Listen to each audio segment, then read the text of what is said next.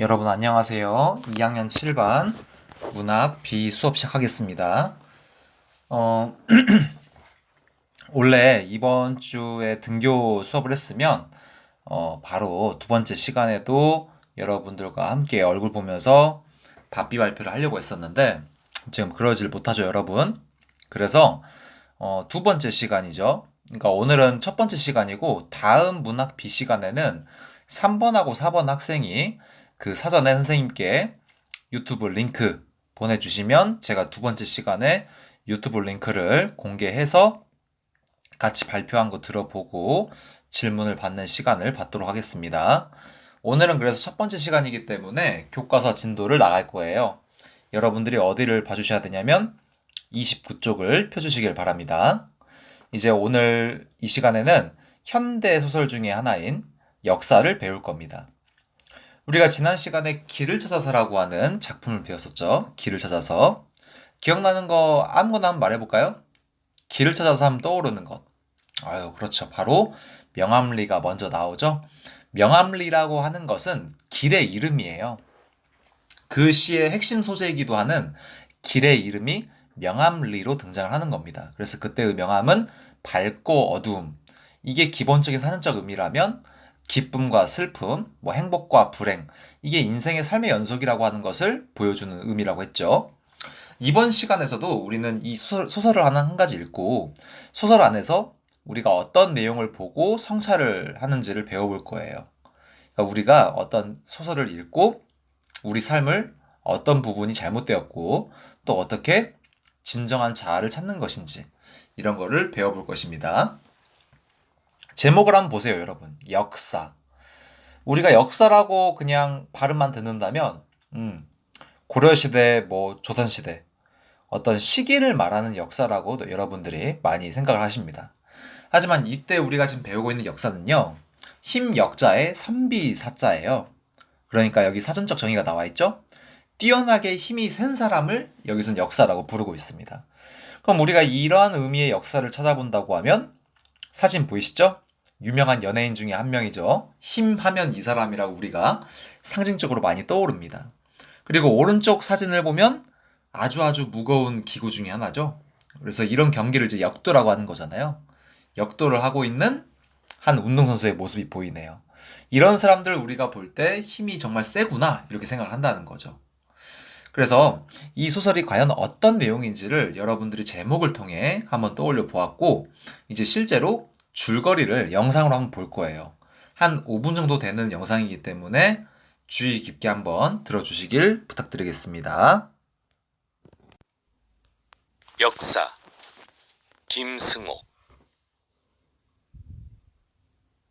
나는 서울로 유학 와서 희곡을 공부하는 대학생이다. 창신동 빈민가에서 거주하다가 지금은 깨끗하고 아늑한 양옥집으로 이사를 왔다. 주인 할아버지의 엄격한 통제에 따라 규칙적인 생활이 반복되는 이 집에서 문득 창신동에서 살 때 만났던 서씨와의 일이 떠올랐다. 나는 함흥집이라는 어느 술집에서 항상 혼자 앉아 술을 마셨다. 어느 날 저녁 내 곁에 어떤 사람이 앉더니 내 등을 툭 치며 말을 건넸다. 우리 같은 집에 사는데 인사나 합시다. 앞으로 서씨라고 불러주세요. 무슨 일을 하고 계십니까? 공사장 같은 데서 힘을 팔고 있습니다. 그 후로 거의 매일 서씨와 술집에 드나들었다. 술이 취해서 그와 밖으로 나오면 그는 어두운 밤하늘을 배경으로 환하게 솟아있는 동대문을 향해 눈짓을 보냈다. 밤에 보는 동대문을 좋아하시나 봐요? 나는 동대문과 퍽 친하죠. 그날 밤도 술집에서 돌아와서 옷을 입은 채 이불 위에 쓰러져 잠이 들었는데 서씨가 나를 흔들어 깨웠다. 보여줄 게 있으니 조용히 나를 따라와요. 잠시 후에 우리는 밝은 조명을 받고 있는 동대문이 서 있는 곳까지 와서 몸을 숨겼다. 주변에 아무도 없다는 걸 확인한 서씨는 나에게 숨어서 자기가 지금부터 하는 일을 구경해달라고 말한 뒤 전혀 다른 사람처럼 익숙하고 민첩한 솜씨로 성벽을 기어 올라가기 시작했다. 성벽 너머로 사라졌다가 성벽 위에 다시 나타난 서씨의 모습은 놀라웠다. 성벽을 이루고 있는 커다란 돌덩이를 한 손에 하나씩 집어서 자기의 머리 위로 번쩍 치켜 올린 것이었다. 역사. 서씨는 역사였다. 그날 밤 나는 집으로 돌아와서 이제껏 아무에게도 들려주지 않았다는 서씨의 얘기를 들었다. 그는 중국인 남자와 한국인 여자 사이에서 난 혼혈아로 그의 선조들은 대대로 중국에서 이름 있는 역사들이었다. 서씨는 아무도 다니지 않는 한밤중에 동대문의 성벽에서 그 힘이 유지되고 있음을 선조들에게 알렸다. 서씨와 동대문에서 그 일이 있고 얼마 지나지 않아 양옥집으로 이사를 왔다. 양옥집으로 이사온 다음 날 저녁, 불현듯이 기타를 켜고 싶어져 기타를 꺼내 들었다. 줄을 고르며 음을 시험해보고 있는데 방문이 열리며 할아버지가 들어왔다. 자네가 기타를 켤 수 있는 시간은 내 부인과 며느리가 미싱을 돌리는 오전 10시부터 11시까지네. 나는 그 후로 내게 주어진 그 시간을 이용하지 않았고 나의 기타는 낡아 빠진 모습으로 방의 구석에 기대어져 있게 돼버렸다. 그리고 처음에 가졌던 이 집에 대한 존경심은 결국 처음 보는 경치에 보내는 감탄에 지나지 않음을 깨달았다.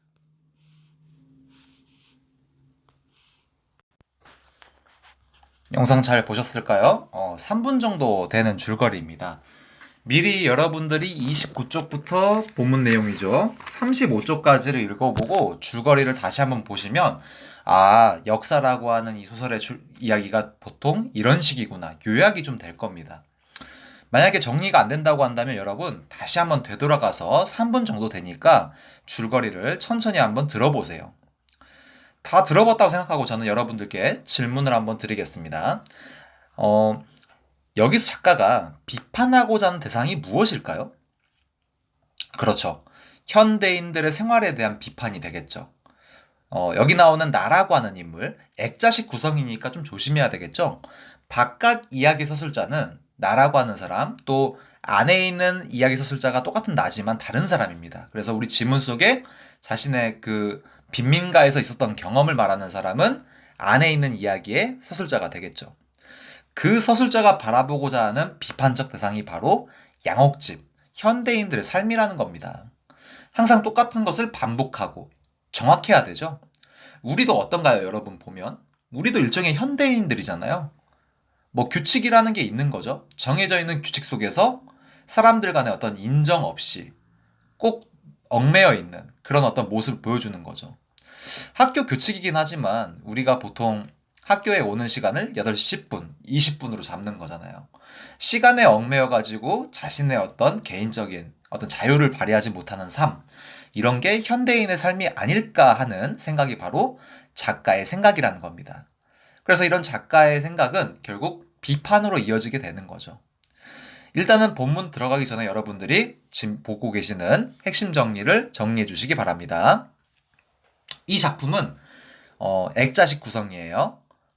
처음에 바깥 이야기에 나오는 나는 안에 있는 이야기에 나와 다른 사람이라고 선생님이 방금 설명을 했습니다. 바깥 이야기에 나오는 나가 어떤 젊은이를 만나서 그 젊은이의 이야기를 듣는 식으로 이야기가 시작이 되는 거예요. 그래서 안에 있는 이야기는 바로 젊은이의 이야기가 되는 거고 그때 젊은이의 지칭은 나로 바뀌는 겁니다. 그래서 이 젊은이라고 하는 인물은 작가가 되고 싶어 해요. 그래서 힘겨운 삶을 살아가는 사람들과 함께 이렇게 하루하루를 이렇게 보내고 있는 건데 처음에 있던 장소가 바로 빈민가라고 하는 장소에서 살아가는 겁니다. 이 빈민가에는 되게 가난한 사람들이 많이 살겠죠. 그러니까 고된 일을 많이 하는 사람들이 살 거 아니에요. 그런 사람들과 함께 어울리면서 전통에 대한 것, 옛것에 대한 것들을 만나게 되는 거죠. 하지만 시간이 흘러서 이 사람은 양옥집이라고 하는 서양식 집을 양옥집이라고 하는 거죠. 아늑하고 깨끗한 곳으로 이렇게 옮기게 돼요. 이 두 가지가 바로 대조를 이루는 거죠. 근데 이곳은 되게 규칙적이고 그 집안에 어떤 정해져 있는 어떤 전통이 있어요. 몇 시에는 뭘 해야 되고 또 몇 시에는 뭘 해야 되고 그런 것들을 정하는 게 바로 주인 할아버지죠. 그래서 그런 통제에 의해서 이루어지는 생활에 고름을 느끼는 겁니다. 그러면서 창신동 생활, 전통적이고 사람들 간의 관계를 더 우선시하는 옛것에 대해서 그리워하면서 끝나는 겁니다. 그래서 이 작품의 특징은 일단은 여러 가지가 나와 있죠. 세 가지가 나와 있지만 두 번째, 세 번째. 대비되는 두 공간을 제시했다. 무엇과 무엇이죠? 그렇죠. 빈민가라고 하는 것과 양옥집. 전통적인 것과 현대적인 것. 이런 것들을 제시해가지고 규격화된 삶이죠. 여러분 죄송합니다. 2번에 오타가 나왔습니다. 규격화된 삶이라고 적어주세요. 리을 미음 받침. 그리고 이에 대한 비판적 시각을 드러낸다. 그 다음에 3번. 외양과 행동에 대한 구체적인 묘사를 통해 인물의 비범한 능력을 부각한다. 줄거리 보셔서 알겠지만 이 작품에서 사내가 나오죠. 그러니까 사내가 이름이 서씨라는 인물이 나와요. 이 서씨가 밤중마다 어떤 행동을 하죠? 그렇죠. 돌을 옮기잖아요. 동대문에서. 위에서부터 아래로 내려온 자신의 힘, 선조로부터 물려받은 힘을 계속 유지시키기 위해서 밤마다 돌을 옮기는 겁니다. 그런 비범한 능력을 부각하고 있는 게 이 작품의 특징이라고 할 수 있겠습니다. 정리해 주세요. 저는 여러분들이 정리했다고 생각하고 본문을 이제 읽어보겠습니다. 29쪽이에요.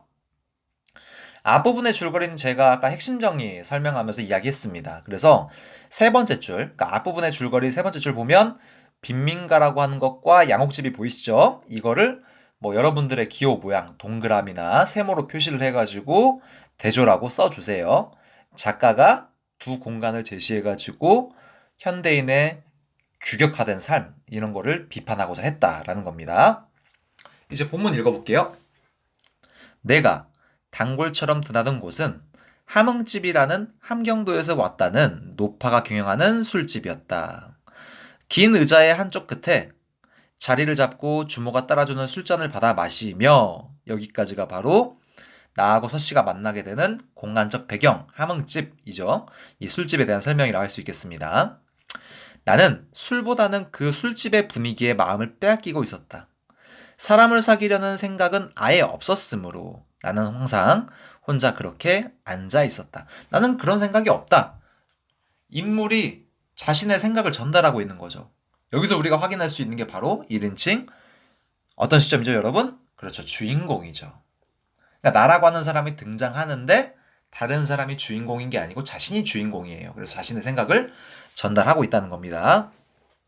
그래서 우리가 여기서 읽어볼 때는 나라고 하는 사람은 혼자 있는 것을 좋아하는 것이구나 이렇게 느껴볼 수가 있겠죠. 꽤 오랜 시간이 지나고 술도 알맞게 취했다고 생각되면 나는 샘을 하고 그 바라크 밖으로 나왔다. 바라크라고 하는 건 옆에 뜻이 나와 있습니다. 허름하게 임시로 지은 집. 그러니까 이쪽 동네가 되게 가난한 동네잖아요. 그러니까 이렇게 시설도 좋지는 않았겠죠. 그리고 고개를 쳐들면 저만치석 관광객들을 위하여 형광의 조명을 한 동대문. 자, 여러분 한번 생각해 보세요. 서술자가 되게 디테일하게 묘사를 한 겁니다. 동대문이라고 하는 대상을 구체적으로 말해가지고 사실성을 높여준 거죠. 동대문이라고 하는 곳을 형광의 조명을 했다고 나와 있어요. 이 형광, 동대문이라고 하는 것은 옛날에 지어진 유적지죠. 근데 형광이라고 하는 것은 현대인들이 지어놓은 거라고 할 수 있습니다. 그래서 이 동대문이라고 하는 것은 이 현대인들이 만들어 놓은 모습과 전통적인 것이 공존을 한다고 할 수 있겠죠. 계속 읽어보겠습니다. 그의 훤한 모습을 밤하늘에 도사려 보이고 있는 것이었다. 지금도 눈앞에 보이는 듯 하다. 밤의 동대문 모습이. 이게 지금 첫 번째 문단일 것입니다. 이 첫 번째 문단의 내용은 함흥집을 혼자 드나들면서 동대문을 바라보는 나라고 할 수 있겠죠. 계속 다음으로부터 읽어볼게요. 이제 다음부터는 서씨라는 인물이 등장을 할 겁니다.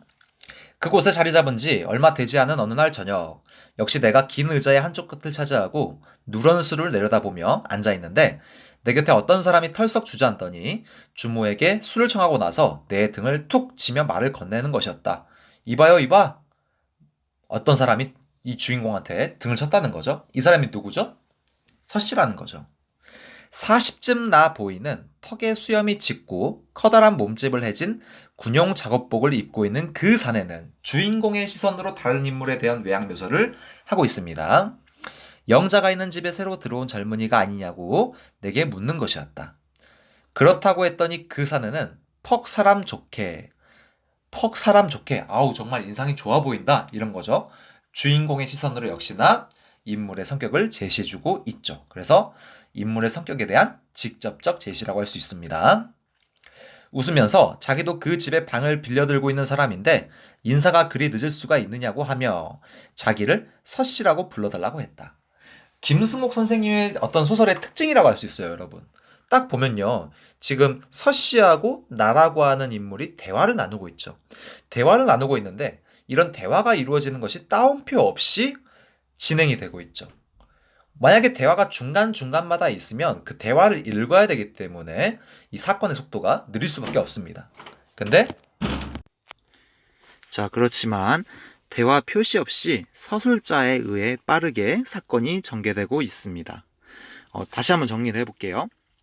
그러니까 지금 서술자의 그 말을 통해서 볼 때는 이 서씨와의 대화가 이루어진다고 우리가 볼 수 있죠. 그러면 따옴표가 있어야 되겠지만 실제로 따옴표 없이 서술자의 입으로 전달이 되고 있기 때문에 사건이 빠르게 전개되고 있다는 것을 알 수 있습니다.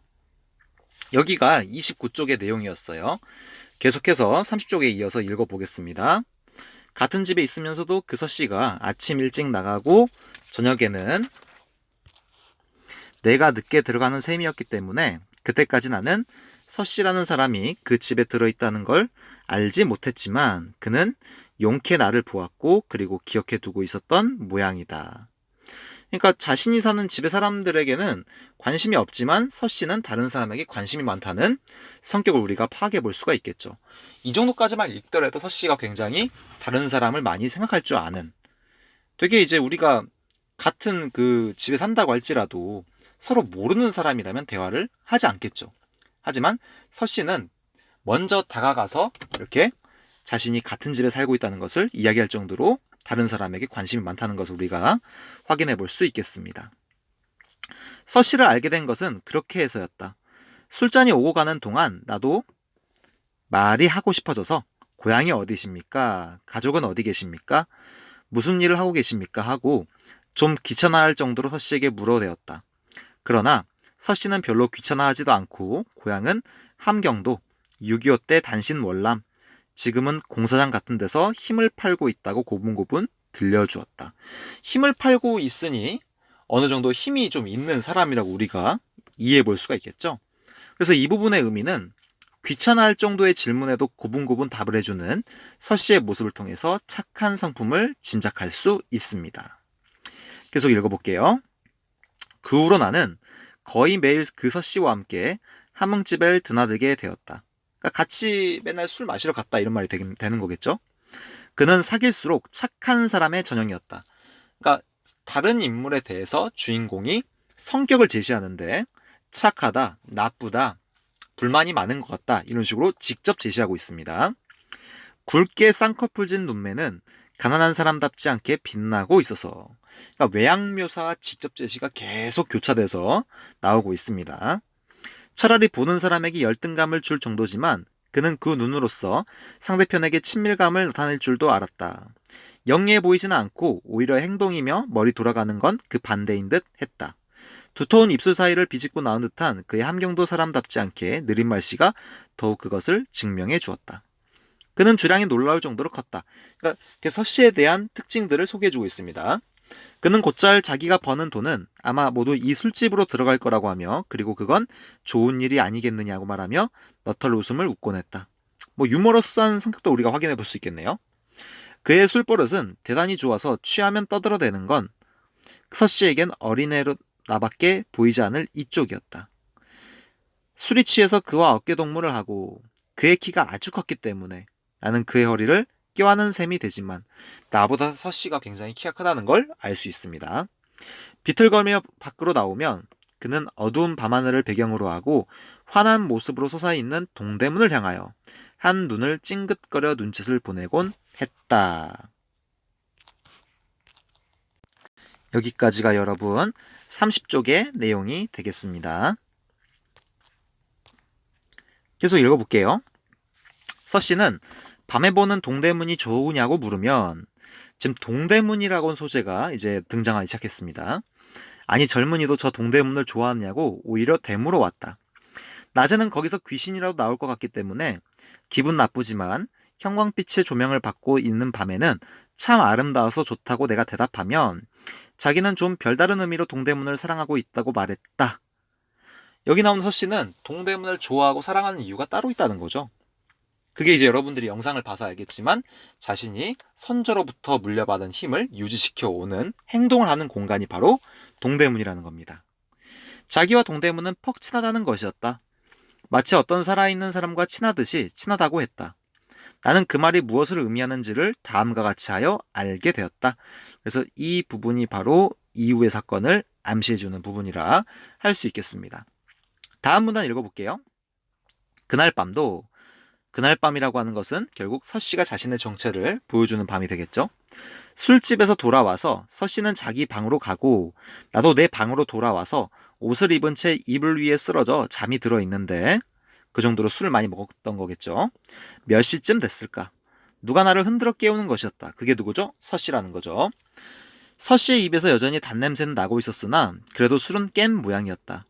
나는 지금 몇 시쯤 됐느냐고 물었더니 자기도 잘 모르지만 아마 새벽 2시나 3시쯤 됐을 거라고 대답하며 보여줄 게 있으니 나더러 자기를 조용히 따라오라고 말했다. 서씨가 이제 나를 조용히 어디론가 데리고 갑니다. 마치 보물을 캐러 가는 소년들이 비밀을 얘기하는 속삭임과 같은 그런 말투였다. 이게 이제 서씨의 말투라는 것을 주인공의 입으로 전달하고 있는 거겠죠? 이 내용의 의미는 결국 작은 소리로 속삭이면서 조용히 말하는 말투가 되겠습니다. 나는 그의 그러한 기세에 눌려 오히려 내가 쉬쉬해가며 그를 따라서 밖으로 나섰다. 골목에는 가로등이 켜져 있었다. 우리는 일부러 어두운 곳만을 골라서 몸을 숨겨가며 걸었다. 그러니까 마치 비밀을 꼭 지켜야 되는 사람들처럼 남의 눈에 띄지 않도록 계속 조심히 걸었다는 거죠. 이 부분에 대한 관련 있는 속담은 도둑이 제발저리다가 되겠습니다. 도중에 내가 지금 우리는 어디로 가고 있느냐고 물었더니 그는 동대문이라고 대답했다. 통행금지가 되어 있는 이 시간에 이게 바로 시대적 배경을 알 수 있는 말이 되겠죠. 그러니까 지금은 없는 이제 규칙이긴 하지만 옛날에는 정해진 시간이 지나면 밖에 돌아다니는 게 금지가 되어 있었어요. 근데 이거는 폐지가 된 지 40년밖에 안 됐답니다. 그래서 혹시라도 통행금지 이후 시간에 돌아다니다 걸리게 되면 경찰서에 가가지고 하룻밤을 자는 신세도 있었다고 하네요. 계속 읽어볼게요. 가로등만이 거리를 지키고 있는 이 시간에 서씨가 나와 함께 동대문에 갈 필요는 무엇인지 걱정이 되는 거예요. 말을 안 해주니까, 말 안 해주고 따라오라고 하니까 도대체 뭘 하려고 이러는 거지? 나는 이제 걱정이 되는 겁니다. 나는 의혹과 불안에 눈알을 동글동글 굴리면서도 얌전하게 그를 따라서 고양이 걸음을 하고 있었다. 여기까지가 여러분 31쪽에 나와 있던 내용이었고요. 이제 마지막으로 오른쪽에 있는 날개 문제만 확인하고 화상 수업방으로 돌아오겠습니다. 서씨가 동대문과 친하다고 한 이유가 무엇일지 짐작해 보세요. 한번 적어보세요. 왜 친하다고 말했을까요? 우리가 이제 어떤 장소와 친하다. 나 전주랑 친해. 나 한옥마을하고 좀 친해. 이게 어떤 의미죠, 여러분? 그렇죠. 어느 정도 내가 그곳에 관심을 많이 두고 있다. 애정을 가지고 있다. 뭐 이렇게 적어주면 되겠죠. 이건 간단한 문제이기 때문에 제가 그러니까 답을 불러드리고 수업을 마칠게요. 받아 적어주세요. 동대문이라는 공간에 애정을 가지고 있어서. 동대문이라는 공간에 애정을 가지고 있어서. 또 다른 답은요. 동대문에 자신만의 비밀이 있어서. 동대문에 자신만의 비밀이 있어서. 이 둘 중 하나만 정리하면 되겠습니다. 여기까지 우리가 읽었고요. 이제 화상수업방 넘어와서 질문 받을게요, 여러분. 고생 많았어요.